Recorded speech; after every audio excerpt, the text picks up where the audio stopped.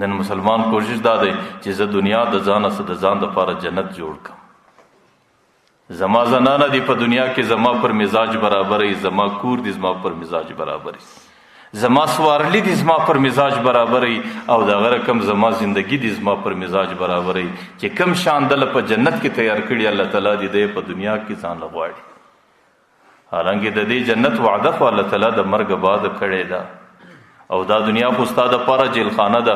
په جیلخانه کې سړی د شکور تمه نه لري، په جیلخانه کې سړی د ښې زنانې تمه نه لري، او په جیلخانه کې سړی د راحت او د اسانۍ تمه نه لري.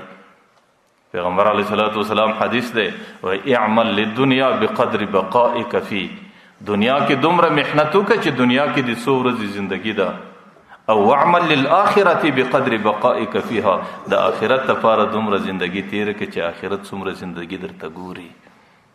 زما استاد د دنیا زندگی 40-50 کاله، او د دې څه وروسته د قبر زندگی ما او تا ته ګوري.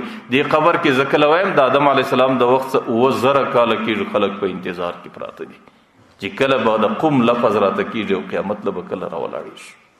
د دې څه وروسته ما او تا ته منزل د آخرت ګوري، او د آخرت یوه ورځ 50,000 کاله، حدیثو کې 80,000 کاله راغلی دي. نو دنیا کې چې څومره زندگی درته ګوري، نو د هغې نه محنت د دنیا دپاره کوه. د دې څه وروسته چې په هغه منازلو کې څومره زندگی تیرول در څه غواړي، د هغې دپاره دومره آخرت زندگی تیروه. پیغمبر علیه الصلاۃ والسلام حضرت ابوذر ډېر بزرګ صحابي دی، او پیغمبر علیه الصلاۃ والسلام به ځان ته ډېر نږدې کوی. یو ورځ ورته یا ابوذره مخکینی سفر روان سفرونه ډېر اوږده دي، توشه در سره واخه بې توشي چې روان نه سې. ورته یا ابوذره د شا بوج او بار لږ سپک در سره اخه، مخکینی دره ډېره دشوار ګزاره ده، په اسانه پر دې دره باندې تېرېدلی نه سې. ورته یا ابوذره عمل لږ صفا او خالص در سره واخه، مخکینی چې کم باریک بینه خلک، کم تلاشي کوونکي خلک دی هغه ملایکې دي، هغه ډېرې باریک بینه دي، د هغې څه کوټ او دغلفن مال نشي تېرېدلی.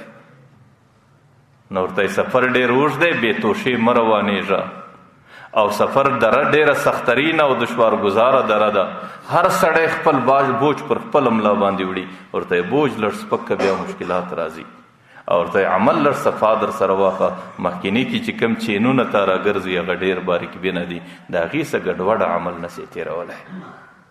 ام دردا یو زنانه ده، د هغې خاوند ابودردا دی. ما خپل خاوند ابودردا ته ویلې ابودردا ته ولې مزدوري نه کوي لکه عام خلک چې کوي؟ ته ولې تجارت نه کوي لکه عام خلک چې کوي؟ ته ولې خواري نه کاږې لکه عام خلک چې کوي؟ وایي هغې به ما ته ویل ما د پیغمبره څه اورېدلی دي چې د دې انسانیت پر روان سفر کې یو سخترینه دره ده چې د آخرت دره ده، چې د کم چا بار دروند دي او چې د کم چا وزن زیات، د بار وزن یې زیات دي، نو هغې پر دې دره باندې په اسانه نسي تېرېدلی. نو ځکه زه د خپل ځان بار نه درنوم. نو ځکه زموږ او ستاسو مخ ته آخرت دی، او د آخرت ترتیب دی، او د آخرت په ترتیباتو کې انسان ته مشکلات د دنیا محبت او د دنیا تعلق. الله تعالی دې دا مذاکره قبول